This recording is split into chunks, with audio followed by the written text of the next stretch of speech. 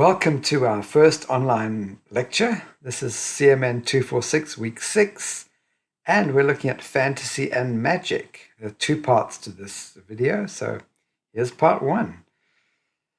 So the first question we're going to ask is this one. It's a riddle for you. So have a look, and then we'll discuss it later in the class.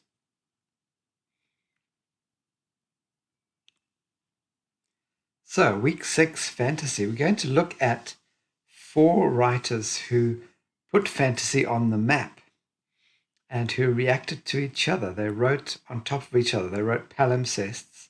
And we're going to look at the phenomenon of fantasy, why it works, why does it appeal to people, and how it inspires people.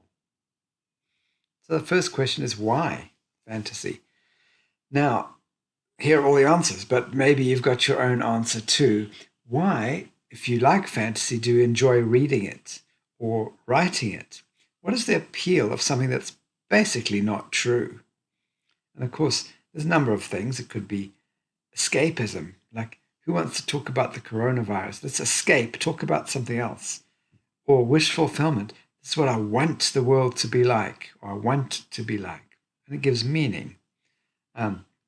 Or if you're slightly more academic, you could say it counters the monopolization of scientific rationalism. In other words, there's more to the world than just facts and realism and this idea that only what you see is real. The other thing is that we could be celebrating something that is from the past, a nostalgia for a different society. And you'll see a lot of fantasy goes back to like medieval times, pre-technology, as opposed to science fiction, which goes the other way. Maybe because we want to talk about magic. Maybe, as Tolkien says, it's a higher form of art, the most pure form. Why does he say that? Because realism, or real fiction, is about this world. Fantasy, you have to make up everything. So it's a purest form of fiction. Okay. And Terry Pratchett, you might have read his Discworld series, says that this is where you meet heaven and hell, angel and the rising ape. Okay, we aspire to be better than ourselves. Dr. Seuss and Einstein both agree that fantasy is a necessary element in our lives. So, what is it like writing fantasy? It must be easy. Here's a letter to Ursula Le Guin. Have a look.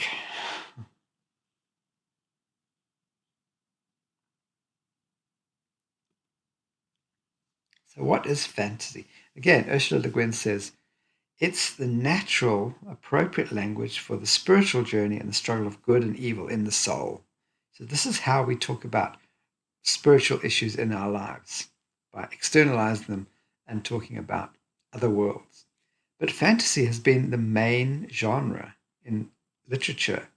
For example, you go right back to one of the first Western texts, which is Homer's Odyssey, and it's fantasy. It's about a cyclops. It's about magic islands. Or we could go to Beowulf, one of the first English language text, which is about a dragon and a monster. Or Sir Gawain and the Green Knight, which is about a knight whose head is chopped off. He comes back to life and he challenges Sir Gawain to a quest. We can also talk about William Morris's works, and we'll talk about them later when we get to C.S. Lewis. Now, of course, there's different types of fantasy, but we'll just generally talk about high fantasy, which means it's set in a completely separate world to this one, a secondary world, as opposed to this one, which is the primary world. The secondary world it has its own rules, it has its own culture, civilization.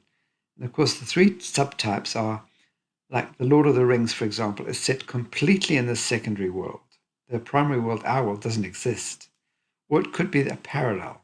You could have a portal and you go from this world, the primary world, to a secondary world. For example, Narnia through the wardrobe, Alice in Wonderland through that rabbit hole, etc. Or you could have these 2 worlds coexisting, as in Harry Potter. We have the Muggles world, this real primary world, but we have another world that coexists with it, inside it. Okay, This is as opposed to low fantasy, which is basically just setting in this real world, but magic things are happening in this world. And of course, we can talk about what fantasy does. Uh, a fantasy can be an allegory, can actually mean something. For example, Animal Farm, which you probably wouldn't think is a fantasy, but of course, animals talking is probably a fantasy. It's an allegory, a political allegory, or it could be a loose allegory where it sort of vaguely means something. It relates to our political situation, for example. Or it could be an illustrative fantasy where we're trying to uh, analyze one part, like Gulliver's Travels, for example. In Lilliput, these when Gulliver arrives at this land where they're only small people, they are a microcosm of our society. But it could just be fantasy for fantasy's sake. Like Alice in Wonderland, there's no meaning that we're supposed to ascribe to that world that she lives in. It's just we appreciate its fantastic qualities. Now, fantasy has got a bad rap, especially in universities. It's seen as not great literature. It's more like escapist fantasy. When we say that, we say it with a derogatory tone, like, oh, it's just fantasy, escapist. You're not dealing with real issues. You're just trying to escape. Now, of course, Tolkien, being an academic and a professor at Oxford or Cambridge or both, because I get them confused because C.S. Lewis was at both, um, he objected to this denigration of fantasy literature. And he says, no, escapism is good. Imagine if you're living in a prison, he says. Wouldn't it be noble and worthwhile to think of escape and to imagining the world outside of your prison, your grey walls? And that's why he argues in an article on fairy stories about fantasy as a more real alternative to our grey prison of this life. So have a read of that. C.S. Lewis, whose second name I realize is Staples, which is why I think he called himself C.S., but his nickname was Jack. Also, Oxford professor and Cambridge professor with Tolkien, and his specialty was medieval literature. He spent a very lonely childhood fantasizing about other worlds and creating a world called Animal Land, which of course later became Narnia. So if you spent your childhood fantasizing about other worlds or dreaming on your own, then you could be the next C.S. Lewis. Now, I mentioned these two together because Tolkien and C.S. Lewis and a few other writers joined together and formed a writing group called the Inklings. Of course, we have our very own USC Inklings at the university here. And I think it's a very good idea that if you're a writer, which is a very solitary activity and a very lonely one at times, you need reassurance, you need to talk to people about your writing sometimes. And your family doesn't always understand. Find like minded writers. If you're a fantasy writer, find other fantasy writers. These Inklings used to meet at a pub in England to read out their works in progress. This is where Lord of the Rings and the Narnia series was read out, and feedback was given by the others. Okay, they also did a lot of drinking and smoking at this pub, but basically their argument was that literature is a way of communicating to the world. Okay, it's a more important, more realistic in the sense of it relates to our real selves and our souls more than other types of communication. And they used to read, discuss, and debate philosophy, theology, and literature. Okay. Now, C.S. Lewis is an article that we put up on the course readings. We talked about three ways of writing for children. They were, if I remember, because you're a child yourself, or because you have children yourself, or the third one, which I can never remember, but you can. Well, anyway, C.S. Lewis gave us three ways of writing for children. The first one, which is bad, which is like, I'm going to write a story for children. I don't know children. I don't like children, but I'm going to write for children because it's easy or because I think I can do it. That's obviously not going to work because as soon as you do it, you're patronizing, you're going to start instructing and not delighting the child that you're writing to. The second one is the obviously best way in terms of you're writing for a particular child.